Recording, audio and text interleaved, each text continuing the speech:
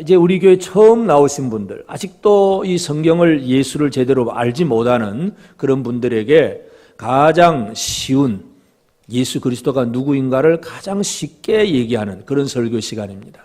그동안 들었던 우리 올해의 표대로 성령에 관한 것을 또 다음 하기로 하고, 오늘은 이제 제일 처음 교회 나온 분들에게 예수를 소개하고자 하는 그런 말씀을 전하고자 합니다. 사람은 이 땅에 왔다가 또 때가 되면 갑니다. 여러분은 어디서 왔다가 어디로 가는 사람들입니까?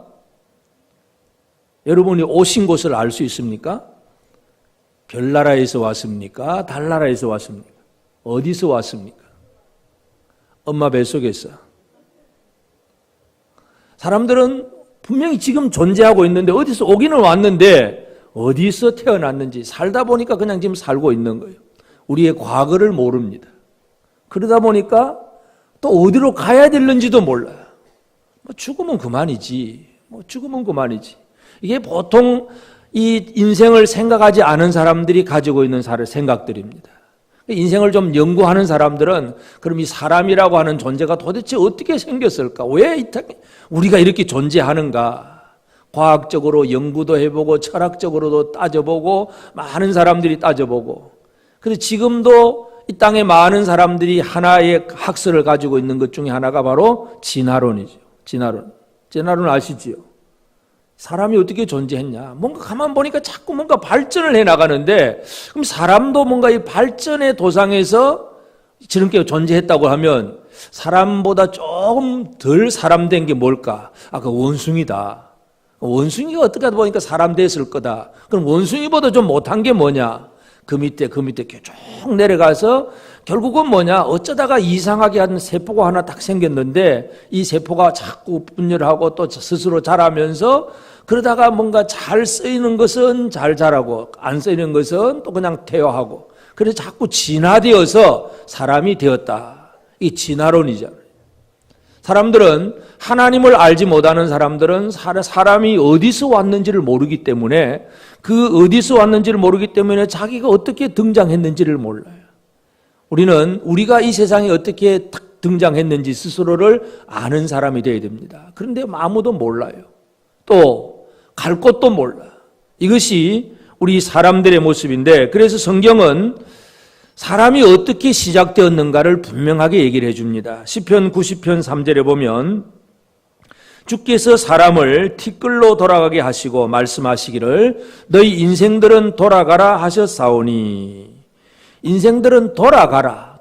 원래 있던 곳으로 돌아가라는 얘기예요. 원래 있던 곳이 어디입니까? 인생들은 티끌, 흙, 티끌에서 나온 사람이 바로 인생입니다.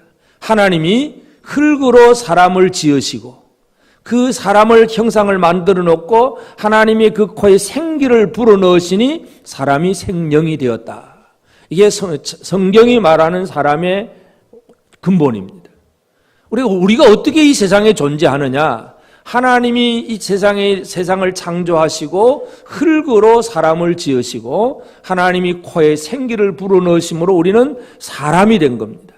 그런데 문제는 이 사람, 생명을 얻은 사람이 되었는데 하나님이 해놓은 일의 가장 큰 방해자는 사탄, 마귀입니다. 마귀가 와서 한 것은 사람 속에 있는 하나님의 이 형상을 빼앗아 가려고, 그래서 사람들로 하여금 하나님의 말씀을 어기는 죄를 짓게 만들어 놓고, 인간이 죄를 짓고 나면 그때부터는 결국은 하나님의 영이 사람에게서 떠나버립니다. 하나님의 영이 떠나버리면 노아 홍수 시대 보면 수많은 인구가 있었는데 그 모든 사람들 하나님이 한꺼번에 홍수로 다 멸하실 정도로 인간은 가치가 없는 존재가 되어버렸습니다. 그래서 사람들은 어디서 왔는지도 모르고 또 인생의 결론을 모릅니다. 그것이 지금 이 땅에 이 하나님을 알지 못하는 사람들이 가지고 있는 생각입니다. 그래서 내가 지금 육신을 입고 잘 살고 있으니까 그냥 잘 사는 것처럼 생각하지만 내 인간이 원래 가지고 있던 영이 죽어 있다는 것을 깨닫지 못하는 것, 이것이 인간의 모습들이에요. 그래서 사람들이 지금도 열심히 살고는 있지만 야고보서 4장 14절에 보면 내일 일을 너희가 알지 못하는도다. 너희 생명이 무엇이냐? 너희는 잠깐 보이다가 없어지는 안개니라.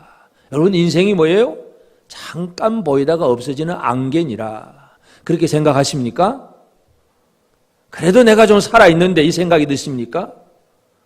여러분 옛날에 아주 유명했던 아주 훌륭했던 많은 사람들이 있지만 그 사람들이 지금 다 어디에 있어요? 그 사람들은 뭐 큰 나라를 세우고 모든 사람 위에 많은 권력을 유지하고 뭔가를 이룬 그런 사람들도 많지만 지금 우리 눈앞에는 보이지 않습니다. 인생을 얘기할 때에 이 인생은 그냥 이 야고보 사도가 잠깐 보이다가 없으는 안개다. 그러면서 내일 일을 너희가 알지 못하는도다. 여러분 내일 일을 아십니까? 내일 어떻게 될 줄 아십니까, 여러분은? 내일은 또 내가 잘 살 수 있을 거다 자신하십니까?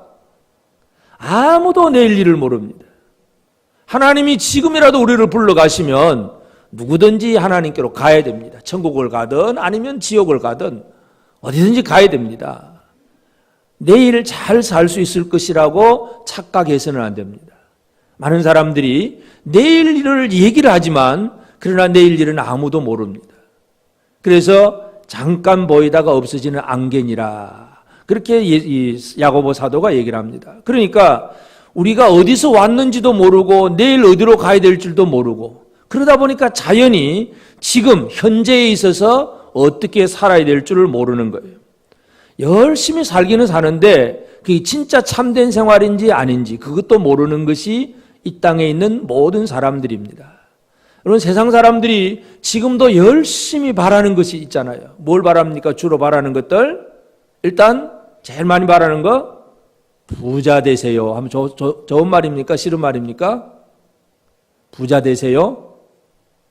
아멘도 안 하시네. 부자 되기 싫단 말이야. 부자 되세요. 건강하세요.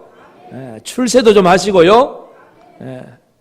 전부 우리가 바라는 것들이에요. 이게 사람들이 다 바라고 있는 것들이죠. 그런데 세상에서 제일 큰 부자, 제일 출세했던 사람, 제일 힘 있는 사람, 제일 지혜로운 사람, 제일 오래 사는 사람, 제일 오래 사는 사람은 아니고 하여튼 장수한 사람 누굴까요?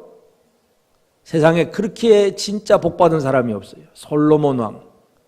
지혜도 있죠. 머리 공부도 얼마나 해서 지혜다 공부 잘한다는 얘기고 또 뭐 아내가 1000명이에요. 아내가 1000명. 왕후가 1000명. 대단한 사람이야.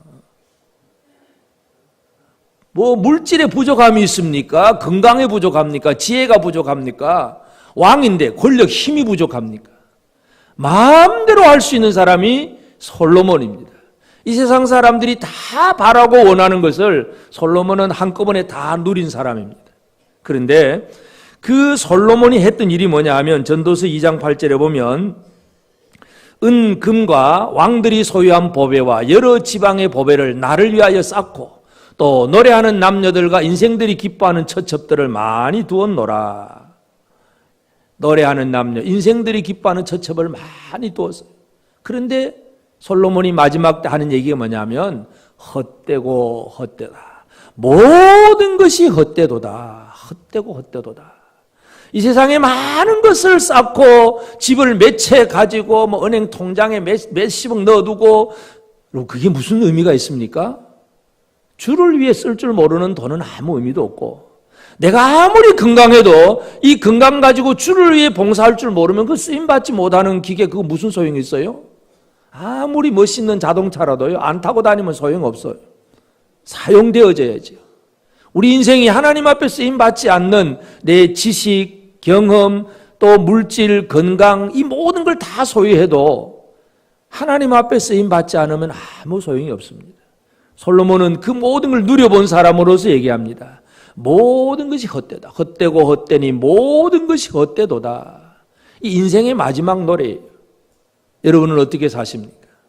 여러분 지금 이제 오늘이라도 하나님이 여러분을 불러가시면 가야 됩니다. 뭐 나이가 많건 적건 그건 아무 상관이 없습니다. 누구든지 젊은이도 부르면 가야 되고 나이가 지긋한 분들도 부르면 가야 돼요. 하나님 앞에서는 어쩔 수가 없어요. 부르면 가야 됩니다. 그러면 진짜 내 인생을 참 잘 살았다고 그렇게 자신할 수 있습니까? 오늘 주님 부르시면 감사합니다 하고 가겠습니까? 여러분 인생은 성공한 인생입니까? 대답 안 하시네. 아직도 성공을 덜 하셨습니까? 우리 좀 젊은 사람들은 어떻습니까? 설마 젊은 나를 부르랴? 그러고 지금 사십니까? 하나님이 누구를 불러가실는지, 어떻게 하실는지, 하나님은 우리를 이 세상에 입장시키고 때가 되면 퇴장시키는 거예요. 이 세상이라고 하는 무대에 입장하고 퇴장해요. 얼마 전에 우리나라 박근혜 대통령이 영국 방문했다가 아주 한번 창피를 당한 적이 있죠. 런던 시장 초청하는 만찬에 이제 갔다가 차에서 내리면서 치마에 걸렸는지 어떻게 걸렸는지 그냥 꽈당 넘어져 버려요. 대통령이 그냥 넘어졌으니 얼마나 창피합니까? 그래도 아주 센스를 발휘해가지고 그 시장 앞에 아주 미안해하는 시장 앞에 가지고 드라마틱 엔트리, 아주 극적으로 내가 입장한다고 해요. 드라마틱 엔트리야 그래. 아주 내가 그냥 사람들이 막 그러려니 하고 또 웃어 넘겼습니다. 그러고 나서 이제 만찬 마치고 나오면서는 이제 아까 했던 말에 대해서 이제 마무리를 하잖아요. 입장을 했으니까 퇴장을 해야 되잖아요. 퇴장은 quiet exit. 조용히 내가 이제 나갑니다. 처음에 드라마틱하게 입장을 해가지고 이제는 아주 아주 일 없이 잘 나갑니다. 이제 그렇게 멘트를 날렸다는 얘기가 있습니다. 우리는 어떻게 입장을 하고 어떻게 퇴장하느냐. 우리 이 인생, 이 세상이라고 하는 무대 속에 여러분들이 드라마틱하게 태어났다면 주변에 많은 사람들이 막 기뻐해 줬을 것이고 뭔가 했다고 하더라도 또 마지막 퇴장이 또 드라마틱할 것인지 아니면 조용한 입장을 했다가 또 조용하게 퇴장을 할 것인지 우리 삶은 다 달라요. 그렇지만 이 입장에서 퇴장하기 전까지 우리가 해야 할 일이 있습니다. 그것은 뭐냐 하면 진정으로 우리가 어디서 왔는지 알고 어디로 가는지를 알고 그러면 우리가 어떻게 살아야 되는지를 알아야 되는데 그것에 대해서 한마디가 뭐냐 하면 예수님이 하신 말씀은 바로 영생의 말씀. 그래서 오늘 설교 제목이 영생을 발견하라. 인생의 성공은 영생을 발견하는 데 있습니다. 그럼 예수님은 자신을 어떻게 표현하셨느냐는 걸 잘 이해를 해야 됩니다. 오늘 6장 67절부터 읽었는데 그 앞부분에 보면 6장 38절에 이런 말씀이 있습니다. 내가 하늘에서 내려온 것은 내 뜻을 행하려 함이 아니요 나를 보내신 이의 뜻을 행하려 함이라. 내가 하늘에서 내려온 것은 예수님은 자신이 어디서 왔는지를 정확하게 알고 계십니다. 여러분은 어디서 왔다고요? 하늘에서 왔습니까? 예수님은 자신을 정확하게 나는 하늘에서 왔다. 하늘에서 내려왔다. 옆 사람에게 그런 얘기 해보시죠. 나는 하늘에서 내려온 사람이다. 그 믿어지십니까? 많은 사람들이 당신 어디서 왔어? 그러면 뭐 고향 얘기할 것이고 또 뭐 어디 살다가 왔다고 뭐 그런 지리적인 그런 얘기 정도는 할 수 있는데 예수님은 분명히 하늘에서 내려왔다 그래요. 그러니까 그 지금 이 말을 들었던 사람들 중에는 어릴 때부터 예수님과 같이 지냈던 예수님의 고향 사람들이 있습니다. 자, 이 사람들은 어떤 생각이 들까요? 아니 내가 어릴 때 저 예수를 아는데 어떻게 제가 하늘로서 내려왔다 그러냐. 이해가 안 되죠. 어릴 때부터 어린 예수를 보았는데 이해가 안 됩니다. 42절에 보면 이르되 이는 요셉의 아들 예수가 아니냐. 그 부모를 우리가 아는데 자기가 지금 어찌하여서 하늘에서 내려왔다 하느냐. 이게 안 믿어진다는 거, 이상하다는 얘기예요. 그런데 정확한 것은 예수님은 하늘에서 내려오셨습니다. 우리 사람은 하나님의 창조하신 피조물이기 때문에 하늘에서 내려왔다고 하는 그 말을 쓰기는 조금 다르긴 하지만 하나님의 작품입니다. 하나님이 만드신 작품. 여러분은 하나님의 작품입니다. 옆에 있는 하나님의 작품 감상을 한번 해보시죠. 멋있습니까? 불량품입니까? 작품은요, 그 나름대로 다 멋있는 거예요. 왜 불량품이 되느냐? 원래의 작품에서 하나님의 영이 떠나가 버리고 죄 짓고 그러다 보니까 불량품이 된 거지. 하나님의 지으신 모든 사람들은 하나님의 작품. 그러니까 우리도 이제 그렇게 말할 수 있어요. 나는 어디서 왔느냐? 나는 하나님의 손에서 태어난 작품이다. 이 우리의 근본을 말할 때 그렇게 말할 수가 있어야 됩니다. 예수님은 일단 자기가 하늘로서 내려왔다. 그렇게 얘기를 하십니다. 그리고 하늘로서 내려와가지고 뭐하러 왔느냐, 뭐하러. 44절에 나를 보내신 아버지께서 이끌지 아니하시면 아무도 내게 올 수 없으니 오는 그를 내가 마지막 날에 다시 살리리라. 예수님은 뭐하러 오셨느냐 하면 나는 사람을 살리러 왔다. 그렇게 말씀합니다. 여러분 이 세상에 뭐하러 오셨습니까? 죄 지으러 왔습니까? 이 세상의 모든 사람들이 태어나기는 태어났는데 뭐하러 왔는지를 모릅니다. 그러다 보니까 건강을 추구하고 돈을 추구하고 세상에서 잘 사는 거, 힘있게 사는 거, 이거 여기에만 초점을 맞추지 뭐 하려고 왔는지를 몰라요. 인생이 자기 성공이라고 하는 것은 하나님이 보내신 뜻을 이루어야 그게 성공인데, 자기 사역이 성공인데, 하나님이 이 세상에 나를 왜 보냈는가, 여기에 대한 이유를 모르다 보니까 그냥 건강하고 잘 사는 일에만 초점을 맞출 뿐이지 바르게 하나님의 뜻대로 살아가는 그 일을 못합니다. 근데 예수님은 자신에 대해서 정확하게 얘기합니다. 나는 하나님께서 보내주신 이 사람들을 살리려 합니다. 마지막 날에 다시 살리리라. 요즘 버스에 보면 광고판을 가만히 보면 어떤 병원 광고판을 가끔 보는데, 여러분 병원 광고판을 보면 병원의 광고판은 주로 뭘 얘기합니까? 우리 병원에 오면 어떻게 된다고요?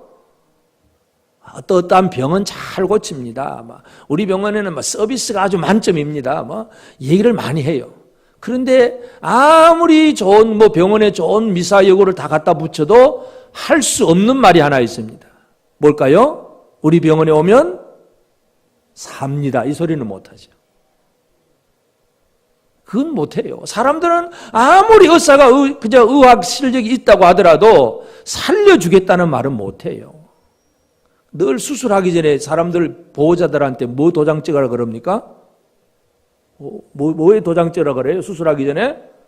혹시 잘못해서 죽더라도 책임 묻지 말아라. 늘 그 도장 찍으라 그러잖아요. 그게 병원, 세상의 의사들이에요. 근데 우리는 그 의사들을 어떻게 사랑하고 좋아하고 돈 갖다 바치면서 그냥 열심히 찾아가는지 몰라. 여러분 안 그러신지 모르겠습니다. 근데 살리리라 하신 예수 앞에는 마음을 다하고 힘을 다하여 예수를 찾지 못한다면 그게 얼마나 어리석은 일일까요? 예수님은 이 땅에 오셔서 사람을 살리리라 하는 말씀을 하셨어요. 사탄은 사람을 죽이는 일이었어요. 하나님이 만드신 작품, 그 사람 속에 있는 영이 떠나갈 수밖에 없도록 죄를 짓게 만드는 것은 사탄의 일이었다면 예수 그리스도는 사람을 살리는 일입니다. 그러면 예수님이 사람을 어떻게 살리느냐? 이 요한복음 6장에서 예수님이 하신 말씀이 뭐냐면 나는 하늘에서 내려온 떡이다. 떡. 51절에 나는 하늘에서 내려온 살아있는 떡이니 사람이 이 떡을 먹으면 영생하리라. 내가 줄 떡은 곧 세상의 생명을 위한 내 살이니라. 예수님은 자신을 떡이라고 말씀을 합니다. 떡 먹어라 이거. 떡 먹어라. 세상에 이 떡을 먹으면 영생하리라. 내가 줄 떡은 곧 세상의 생명을 위한 내 살이다. 내 살 먹어라. 떡 먹어라. 예수님은 그렇게 말씀합니다. 그러니까 예수님이 사람을 살리리라고 하는 그 일을 감당하기 위해서 예수님이 어떻게 하시느냐? 사람을 살리기 위해서 예수님이 하시는 일은 대신 죽으시는 일입니다. 자기의 살을 내놓는 거예요. 이게 예수께서 이 땅에 오셔서 하신 일입니다. 그렇기 때문에 이 떡이라고 표현하는 것을 잘 이해를 해야 됩니다. 우리 사람들이 우리나라 사람은 떡보다 밥을 많이 먹으니까 빵이라고 표현해도 되고 밥이라고 표현해도 되고 떡이라고 표현해도 아무 상관이 없습니다. 안 먹으면 어떻게 될까요? 안 먹으면 일단 배고프지요. 그 다음에 두 끼, 세 끼 안 먹으면 힘이 빠지지요. 그 다음에 한 일주일 굶으면 그때부터는 이제 누워서 꼼짝 못하지요. 또 더 굶으면 결국은 죽어요. 굶어 죽는 거. 안 먹으면 죽습니다. 안 먹으면 죽어요. 여러분 병원에 가서 입원하고 막 여러 가지 아프긴 한데 예를 들어서 어떤 위암이 걸렸다. 위암이 걸렸으면 어떻게 될까요? 위가 아프니까 음식을 못 먹어요. 위암 때문에 죽는 것이 아니라 못 먹어서 죽는 거예요. 여러분, 이 음식이라고 하는 건 우리 육체 속에 들어가서 육체가 활동할 수 있는 에너지, 힘이 바로 음식이에요. 그런데 육신은 이 떡을 먹어야 되는데 결국 우리 영은 뭘 먹어야 되느냐? 생명의 떡, 예수 그리스도, 내가 살을 주겠다고 말씀합니다. 근데 참 사람들이 이게 듣기 힘들죠. 어떻게 자기가 생명의 떡이라고 그러고 어떻게 자기 살을 주어서 먹는다고, 우리가 뭐 사람을 어떻게 뜯어 먹을 수 있냐고 사람들이 이해를 못 합니다. 그런데 예수님의 표현이 바로 그것입니다. 나는 하늘로서 내려온 산떡이다. 나를 먹으면 산다. 이게 예수님의 방법이에요. 예수님은 자신의 모든 것을 다 내어놓으셨습니다. 그러면 결국 이 살리는 것이 뭐냐 하는 것을 잘 이해를 해야 됩니다. 살리는 것, 63절에 보면 살리는 것은 영이니 육은 무익하니라. 내가 너에게 이른 말은 영이요 생명이라. 살리는 것은 뭐라고요? 영. 내가 너에게 이른 말은 영. 결국 사람을 살리기 위해서 예수님께서 하시는 것, 뭘 주시겠다는 얘기입니까? 생명을 주기 위해서 뭘 주시는 거예요? 영. 살리는 것은 영이니 육은 무익하다. 내가 너에게 이른 말은 영이요 생명이다. 결국 예수님이 주신 것이 뭐라고요? 말씀이에요. 말씀. 예수님이 주신 이 말씀이 우리 속에 들어올 때에 죽은 영이 살아나게 되어 있습니다. 주님의 말씀을 들을 때에 우리 영이 그 육신의 음식을 먹고 힘을 얻듯이 영도 말씀을 듣고 영이 힘을 얻게 되는 것입니다. 이것이 예수께서 사람을 살리는 방법입니다. 여러분, 주님의 말씀이 들려질 때에 그렇구나, 아멘, 이게 믿어지면 말씀을 소화시킨 것이고, 아무리 말씀을 전해줘도 뭐 그런 일이 있으려고 안 돼, 몰라, 안 돼, 어렵다, 힘들다, 그러면 그 말씀을 받아들이지 못한 거예요. 그러니까 예수님의 말씀에 대해서 60절에 보면 제자 중 여럿이 듣고 말하되 이 말씀은 어렵도다. 누가 들을 수 있느냐? 이건 어렵다, 못 듣겠다. 이건 소화를 못 시킨다는 얘기죠. 말씀을 들어도. 이런 사람들은 그 말씀의 은혜를 누리지를 못합니다. 그런데 사도 베드로에게, 예수님이 12제자 베드로에게 묻습니다. 많은 사람들이 다 가고 난 다음에 너희도 가려느냐 하고 물어볼 때 베드로가 어떻게 대답합니까? 주여, 영생의 말씀이 주께 있사오니 우리가 누게로 가리까? 베드로는 영생을 발견한 사람이란 얘기입니다. 예수의 말씀이 우리의 영을 살리는 것이구나, 이걸 깨닫고 발견한 사람이 바로 베드로의 고백입니다. 우리가 다 같이 한번 따라합시다. 주여, 영생의 말씀이 주께 있사오니 우리가 누구에게로 가오리까? 아멘. 이 우리가 누구에게로 가오리까? 안 갑니다, 그 얘기죠. 영생의 말씀이 예수께 있는데 우리가 어디로 갑니까? 안 갑니다. 이게 베드로의 고백입니다. 발견하면, 영생을 발견하면 결코 예수를 떠날 수가 없습니다. 영생이 어디에서 나옵니까? 예수의 말씀에서 나오기 때문에 그 예수를 떠날 수가 없다는 거예요. 이게 바로 영생을 발견한 사람들의 얘기입니다. 그러므로 이제 오늘 우리는 어떤 삶을 살아야 되느냐? 우리 인생의 목표를 좀 더 한 단계 업그레이드를 시켜야 됩니다. 인생의 목표를 좀 높여놔야 됩니다. 많은 사람들이 지금도 살고 있는, 가지고 있는 인생의 목표가 주로 뭐예요? 솔로몬이 다 누려보고 다 해보고 헛되다고 말한 그것. 어떻게 하면 돈을 많이 벌 것인가? 이 집을 어떻게 키우고, 그래서 어떻게 또 막 좋은 집으로 가고, 좋은 차를 타고, 명품을 사고, 그래서 이 물질, 그리고 권력, 그리고 또 지식, 공부 많이 하는 거. 이 세상의 모든 쾌락과 향락, 이 모든 것들을 누리려고 지금도 사람들은 열심히 애를 쓰고 있습니다. 그것이 뭐냐 하면 소망을 땅에 두었기 때문에 그렇습니다. 이 땅에서 뭔가를 이루려고 하는 사람들. 그러나 영생을 발견하려고 하면 소망이 달라져야 됩니다. 이 땅의 소망이 아니라 영원한 생명에다가 소망을 둬야 됩니다.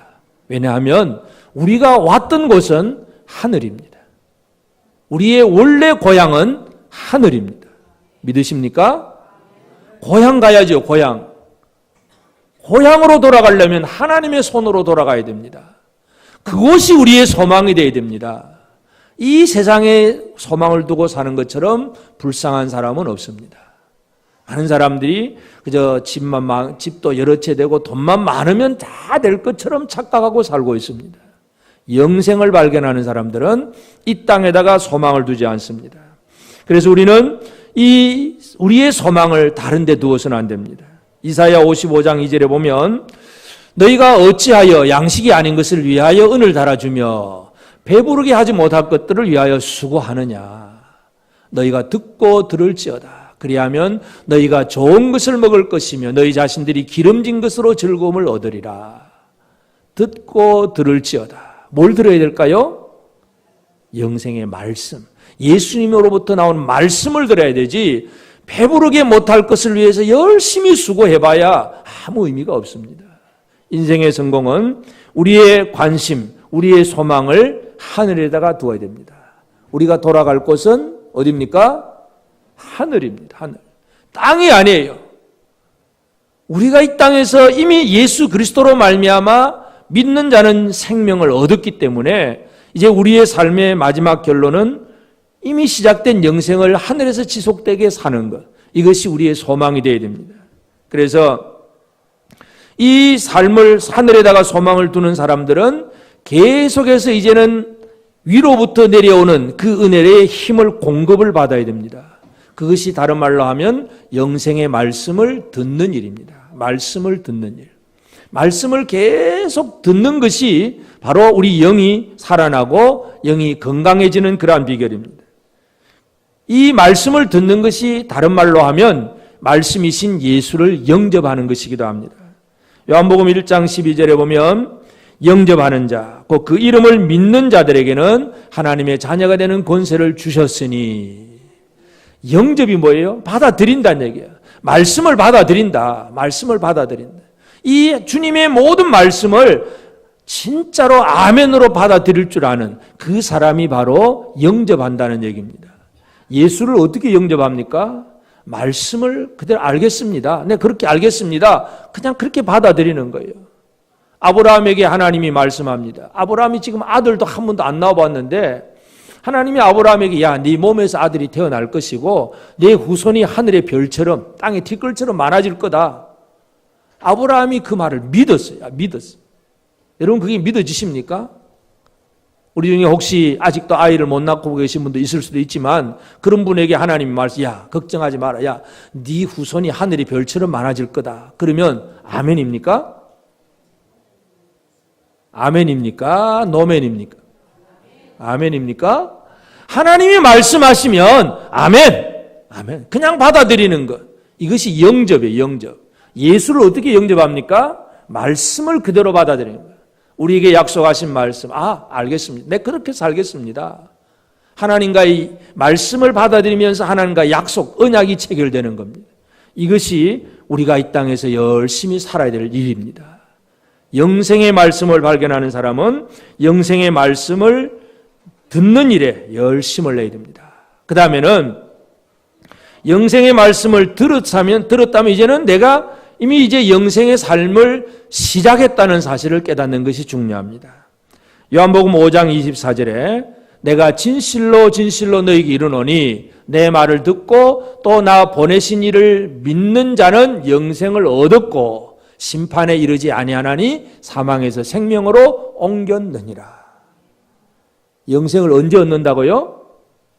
믿으면 영생을 얻을 것이고 그 얘기가 아니라 믿는 자는 영생을 얻었고 사망에서 생명으로 옮겨질 것이다가 아니고 옮겼느니라. 이미 이사했다는 얘기예요. 여러분 어디에서 사십니까? 이사하셨습니까? 사망에서 삽니까? 생명에서 사십니까? 그렇습니까? 사망에서 사는 사람들의 입에서 나오는 말은 늘 무슨 말입니까? 죽겠다. 힘들어 죽겠다. 못 살겠다. 배고파 죽겠다. 안 되겠다. 이 사망에서 사는 사람들 입에서는 늘 그런 얘기가 나옵니다. 근데 생명에서 사는 사람들 입에서는 무슨 얘기가 나올까요? 살겠다 얘기죠. 은혜가 하나님 은혜 때문에 기쁘다, 감사하다. 하나님 내게 이렇게 은혜 주셨구나, 힘 주셨구나, 기쁘다, 감사하다. 이 감사가 터져 나오는 것이 바로 생명에서 사는 사람들의 이야기입니다. 여러분 어디서 사십니까? 생명에서 사십니까? 늘 감사가 터져 나오십니까? 옆 사람 얼굴 한번 쳐다보세요. 감사의 얼굴인지 그냥 못 살아서 죽는 얼굴인지. 예수 안에, 예수 믿는 자는 사망에서 생명으로 옮겼느니라. 예수를 믿는 믿음이 우리의 삶의 주소를 완전히 바꿔 놓습니다. 그러니까 우리의 삶은 옮겨진 자로서의 삶을 지금도 살아가야 됩니다. 우리 안에서 늘 감사와 기쁨이 나오고 늘 하나님을 향한 찬양이 나오고 하나님의 은혜를 바라보면서 또 주의 이름을 높이고 이 하나님의 이름을 증거하고 이것이 바로 생명에서 사는 사람들의 얘기입니다. 우리는 영생을 발견한 사람들이 되어야 됩니다. 발견하면 절대로 떠나지 않습니다. 발견을 못하니까 아직도 다른 것을 찾아 헤매고 있습니다. 발견한 사람은 영생을 잃어버리지 않습니다. 그리고 그 영생을 받아들였기 때문에 이제 그 영생의 삶이 시작된 사람이 되는 것입니다. 그러므로 오늘 우리는 주여 영생의 말씀이 주께 있사오니 우리가 어디로 가오리까? 이 고백했던 베드로의 고백과 같이 영생을 발견하는 우리가 되어지기를 바랍니다. 눈을 뜨고 이게 어디가 영생인가? 인간이 어떻게 살아야 되느냐? 내가 가야 될 곳이 어디냐? 내가 원래 왔던 곳이 하나님의 손으로부터 왔다면 내가 마지막 가야 될 곳 또한 내가 하나님 손으로 하나님 영광 앞으로 가야 되겠구나. 우리가 입장하고 퇴장할 때를 잘 생각을 하셔야 됩니다. 우리 인생은 퇴장의 때가 이제 가까웠습니다.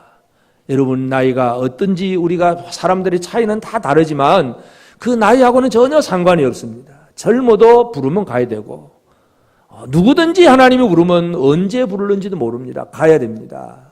퇴장을 잘해야 되는데 퇴장하고 어디로 갈 거예요? 하늘나라. 우리가 원래 왔던 곳 그곳으로 가야 됩니다. 그것이 바로 영생을 발견한 사람들의 이야기입니다. 아무쪼록 오늘 이 시간 우리 교회 또 처음으로 오신 분들이 여기 계시다면 아직도 예수를 잘 모르신다면 예수가 어떤 분인가를 이해하시길 바랍니다. 그리고 그 예수를 나를 그렇게 이끌고 가실 분이라는 사실을 믿음으로 받아들이기를 바랍니다. 예수는 하늘로서 내려오신 분이고 예수는 우리를 살리려고 오신 분이고 우리를 살리기 위해서 대신 죽으신 분이고 우리에게 말씀을 주셔서 우리를 살리시는 분입니다. 그 예수로 말미암아 생명을 얻고 그 예수로 말미암아 영원한 생명을 누리는 늘 감사와 기쁨이 넘치는 삶을 우리 모두가 살게 되기를 바랍니다. 아멘. 찬송가 94장입니다.